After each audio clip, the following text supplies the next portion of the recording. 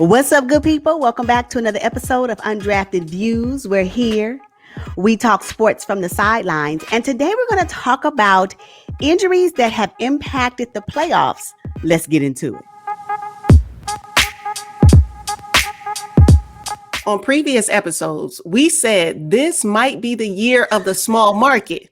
But now I'm wondering, is this also the year of the soft tissue injury?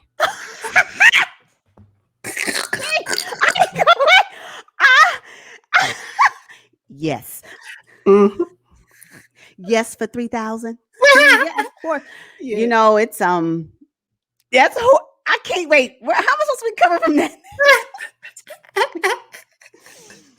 That's funny. The Los Angeles Clippers are struggling in their series, and a lot of people are saying that they lost two very winnable games. I'm thinking if Serge Ibaka was on the court, the outcome would have been a little different, don't you think? Yeah, I think so too. And I think Serge Ibaka is one of the biggest disappointments that the Clippers are experiencing right now with him not being able to play. I believe, especially in the series against the Jazz, is when his presence is most definitely needed, when he's going up against Rudy Gobert, and then also how he manages the paint, right? And he can also shoot from the perimeter. So his production is totally missed in this round 2 series. Yes, it would have been great to see him in the series against the Mavs, but the Clippers were able to overcome that, right? And they were able to come out of that round and now into the second round. And unfortunately, right now, if they don't figure something out, it's a wrap. Yeah. Mm-hmm. You know, 1, 2, 3 going fishing. Oh, for sure. Yes. Cast or rod. Now the Utah Jazz are not the Dallas Mavericks. You can tell being down 0-2 right now against the Jazz is a totally different feeling than being down 0-2 against the Mavs. The Jazz, they're not playing. They're not playing. And unfortunately, Donovan Mitchell, I said in the previous video when we were talking about how did Luka want to serve up the Clippers. No, really, I need to reserve that for how is Donovan Mitchell serving up the Clippers because right now he is giving them the business. And unfortunately, they look bad. They look bad and almost like deer caught in the headlights. Like who is this team that's playing? Like, are they tired? Do they need some rest? They're going to get it real soon if they don't get it together. But I think Serge Ibaka's impact on the game is really missed. I mean, come on. He played with, Kawhi Leonard when they were with Toronto Raptors and won their championship back in 2019 to now come up in this particular championship run and can't make it happen. I don't get it. But they brought Serge Ibaka over to help with that type of rim protection. He is big, 7 feet, about 230 something pounds. And you don't have that bang and his experience. And see, one thing that they do have Zubac, but Zubac is lacking experience and he's just really not strong enough. Yeah. And he needs more experience. So again, we'll talk about Zoo maybe in the next 3 years and there may be a whole different conversation. But what the Clippers need right now is Ibaka and his experience at that particular position because they're missing it. And it's evident in this series against the Jazz. It sure is. Now, when they brought over Ibaka, I said, oh, wow, Kawhi seems to be playing with more bounce, seems to be having more fun out on the court. It seems like all that fun is gone. He's back to his old self where he's kind of robotic, doesn't really appear to be enjoying the game. Are you seeing that too? I think the robotic piece of Kawhi Leonard is his greatest strength. Because if you remember when they were going through the Toronto run, he was the Terminator. So you need him, you need that Kawhi Leonard to be able to get the Clippers out of this particular round. Because I can tell you right now, it is Kawhi Leonard or bust. Because if you waiting on Paul George to get on board, he disappears. I don't know what is going on. I feel actually it's really sad to me to watch PG not be the number 2 that the Clippers need in order to make it out of this Jazz series. I don't feel bad at all because we needed to see who playoff P really was. We saw that last season. Why are we how many more times do we expect to see non-playoff P play? We saw it's different when you're playing in the bubble, though. I don't think so. It's come on. The whole crowd dynamic, traveling back and forth. I mean, it can really wear on the player. Crowd dynamic in LA. Let's just be honest. Them cardboard cutouts, they're not working for me. If y'all don't get the Staples Center filled with some bodies, do you see what the Jazz is bringing? And they are so color coordinated in the stands. Oh, the crowd is amazing. And then you go and you come to LA and the Clippers got cardboard Yeah, cutouts like with these people little. sprinkled in between. Come on now, really? Oh, it's horrible. So that's why Ty Lue was like, we need energy. Who you gonna get energy from? These cardboard cutouts? Right. It's Oh, really bad. It's really bad. So they don't have any energy. But at the end of the day, you still gotta play. Pretend you're in the bubble. What? I mean, what? It's disappointing. Right now, the Clippers series is disappointing to me. It's just disappointing. okay. Serge, you gonna be able to play? I hope so. No, Serge is out. He had back surgery and he's done for the postseason. Yeah. Oh, well, he's done. And he only on. played 41 games the whole season. They signed him for 2 years, $18 million, and they did not get their money's worth. Poor Steve Ballmer.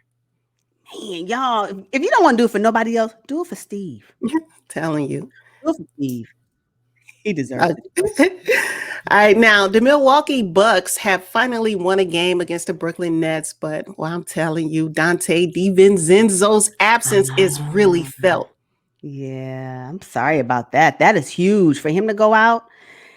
You know, Bucks. Speechless. Right. Wait a minute. Why did I hear someone call Coach Bud Mr. Regular Season? Oh, because they play so well in the regular season. When they get to the playoffs, something happens. I don't know what it is. They have all the pieces, but they can never like really be dominant. I don't count the win against the Miami Heat like a super dominant win. When they play against the Brooklyn Nets, we're starting to see like, who is this team? Yeah, they won a game. That was cute, but that's the last game they're going to win. Oh, it's over for them. Oh, yeah. Mm-hmm. Yeah. You know, at least it's not a sweep. Mm-hmm. I mean, they won one, but it's done. It's done. Y'all stop wasting the Nets' time. Let them get some more rest. We can go to the conference finals. It's over. Yeah, the Bucks. Yeah, DiVincenzo, huge loss for them for sure. For sure. You know, and one thing about DiVincenzo is that he shoots a three. And that way Giannis doesn't have to, because I'm telling you, something happened to Giannis's perimeter shot and his free throw during this postseason in the conference semifinals. It's non-existent. He's back to just running the paint and, you know, going down low real hard, but they're so predictable. Oh, I said the last game I watched, game 3. Yeah, I watched game 3 and I was like, why do you keep doing that? Mm-hmm. Would you please stop doing that, Giannis? No, I'm serious, because every time you do it, somebody, and what's so cold about it, they got their hand on the ball. It's like, is he moving in slow motion where they know exactly how to place their hand on the ball so he can't get it up? Like, how many times are you going to keep trying to drive to the basket? If y'all don't pass that ball off to Middleton and let him do his business, because that's about the only thing that you have right now. I'm sorry. I know that Giannis is supposed to be the number one option, but really, Middleton is holding it down. Yeah, and he's more dynamic and more diverse. Mm-hmm. Absolutely, yeah. But I don't want to see Giannis drive to the basket anymore. It's actually embarrassing. Well, I actually think he should go to the basket. Why? Because when they keep blocking him? His outside shot is horrible. And he might be afraid to go down low now because his free throw shot is off. You know, and they're making fun of him with the 10-second count. So 10, you know, he at that line. I kept saying during the regular season, I'm like, come on now, really? Is he there for 20 seconds? Like, is it excessive where you see the players on the side like losing their balance? If you don't shoot that ball. And I think because now the pressure and the time he got called for going over the seconds, I think they kind of messed with his psyche. So, So when you're missing someone like Dante that can help with shot production, we already know we can't rely on Giannis. He was practicing during the regular season, hitting a few threes, you know, doing really decent at the free throw line. But now it's crunch time. And now the pressure is on, and the luxury of trying it is over. You got to do it now. Yeah. And he's unable to do that. So I don't know. Do they really have all the pieces? Is Giannis really the piece? He has to be. He's the future of the Bucks. And with Drew Holiday, I said, oh, man, now they got a solid point guard. You know, Chris Middleton's over there, too. PJ Tucker brings toughness. I don't know what's missing. Is it Coach Bud? I don't think it's Coach Bud. Sometimes is it, in some instances, and I think this is one of them, I don't think it's Coach Bud. I think it's the player. Plural. Yeah, so I'm so sorry for the Bucks, but hey, it's always next season Yeah, they going again. home. They're They going home. are going home. They're All right, going who do home. you have? Who else do you have All impacting right. the playoffs? So I'm thinking that from the Miami Heat, the Victor Oladipo Oh, acquisition and the fact that he was unable to play, he played like 4 games with them, with the mm. Heat. They had to have brought Victor Oladipo over. When I say they, I'm talking about the Heat. Had to brought Victor Oladipo over because they wanted his Indiana Pacers production. And he did okay when he was with Houston. He just didn't want to be there. But for him to come over, I believe that if Victor Oladipo had been playing in this postseason, the Heat would not have gotten swept. At least that. If I believe he would have been able to absorb some of the deficiencies that the Heat seem to have had this postseason, which would have still made them at least go 6. At least that. But yeah, Victor Oladipo's missing production, his ability to somewhat defend was missing from what the Heat needed for this postseason, because I know that's why they brought him over. I mean, if you're going to get rid of Jay Crowder, Hey, I'm going to say it again. Y'all couldn't find money to keep him? Because I don't know. Are you seeing what he's doing with the Suns? oh my gosh. I mean, this, what I'm saying is y'all had that. Like, what? Yeah. If you want to feel sorry for anybody, you should feel sorry for Victor Oladipo versus Paul George, right? I feel sorry for Paul George. You do? Oh. Because Paul George gets ripped in the sports NBA sports streets. He gets ate up. Victor Oladipo, and it's so sad about Victor Oladipo. What's really sad, I am sad for Victor Oladipo as well. Not because I don't believe he can play basketball, but do you not know he injured the same quad again? Yeah. Oh my gosh, that is. So he's due to come back. Not only did his injury impact the Miami Heat's postseason, but he will not be ready to play at the beginning of the next season. So we're looking at December. I'm like, man. And the sad thing about Victor Oladipo is I think it is a career-ending injury. No one's gonna sign him to the big bucks. He's you re-injured the same quad, and that was a serious injury. So I feel bad for Victor Oladipo. Great guy, great player, really good competitor. And I don't think we'll ever be able to see him at his best again. Yeah. But it is what the Miami Heat needed for this postseason that I think he would have been able to be a huge contributor to their partial success they would have had in round 1. Partial? Oh yeah. They still would have went home. But again, it wouldn't have been so bad. And I think we would have had a chance as fans to see what that connection, chemistry, and continuity looked like, so we can prepare ourselves for the next season. That's all I'm saying, right? And so right now, I don't know what that looks like. Okay. All right. So the Brooklyn Nets and Uncle Jeff Green. I think they really miss Jeff Green. Not more so than James Harden, but Jeff Green provides versatility. He can play down low. He got the inside-outside game. Yeah. He really brings a calm to the Brooklyn Nets, and I think they are really missing him. Yeah, but they'll be fine. Oh yeah, they're still gonna win. They're gonna still win. Yeah, they're gonna still win, and speedy recovery. Green. They still winning. I don't even know. Like, they need James Harden back though. I didn't put him because he's the obvious choice. James Harden has to play. Both of them are out for the foreseeable future here. I'm thinking Jeff Green will be back sooner than James Harden. But if they want to have success in the next round, they need both of those players back. They do need somebody, because I'm quite sure they did not want Bruce Brown to take that last shot. The last couple of shots. This is probably when they wish they would have had James Harden on the court. It would have never happened. It would have never happened. But hey, Bruce was forced to do it, and he did his best. He wasn't forced. He could have passed it to the superstars. They didn't do their job trying to get out of defensive entanglements. I'm just playing, but yeah, no, yeah. Okay. Speedy recovery. You know what? Let's move to the West, and I really believe that the Nuggets and that Jamal Murray. Oh gosh, they can forget about it. This second round is when they really need Jamal Murray on the court. They need him. Jamal Murray.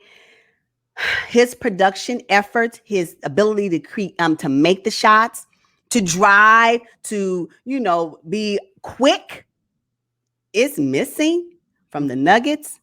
And the pieces that they have around Joker. Joker actually right now looks like he ready to throw in the towel. He's tired. He looks They're exhausted. all tired. Yeah. He looks exhausted. And his whole the Nuggets body language is telling me that they are over it. That they're over it, and it's just really sad.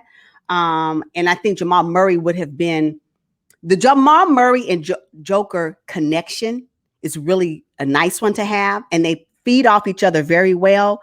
And now that that's not there, and I'm not saying that Aaron Gordon hasn't done his part, Michael Porter, hasn't tried to step up, but trying and doing is what Jamal Murray would have done. And considering Jamal Murray this would have been he had the previous bubble experience to bring into what this would have been for this season.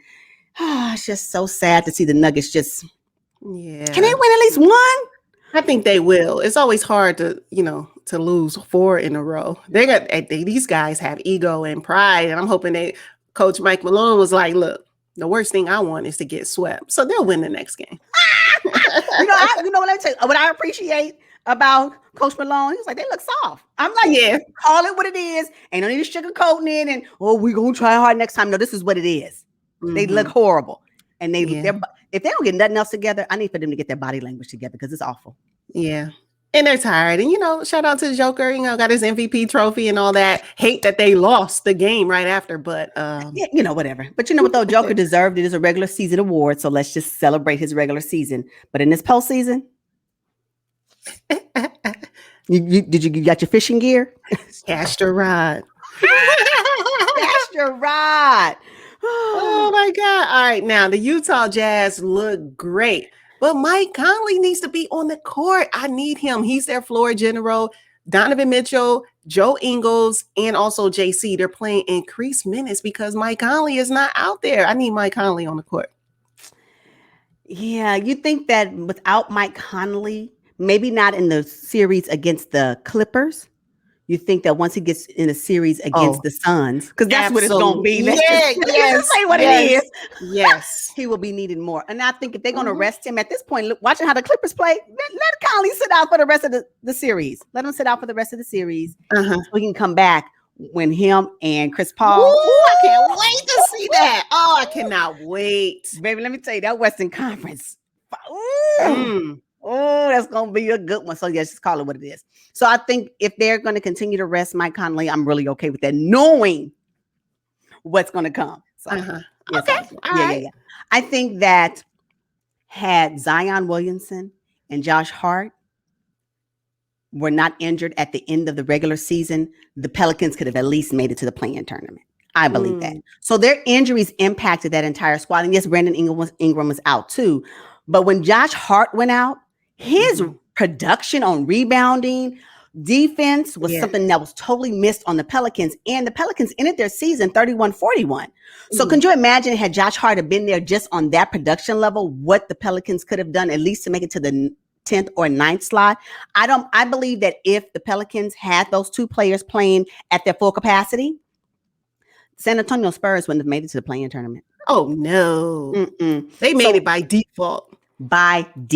So yes, injuries not only impacted not are only impacting teams that are currently playing in the postseason, but even some of those teams that didn't make it to the pre-postseason and the postseason. One of the greatest disappointments in the postseason, again, is not being able to see Zion Williamson play. Yeah. Like, when are we going to see him play?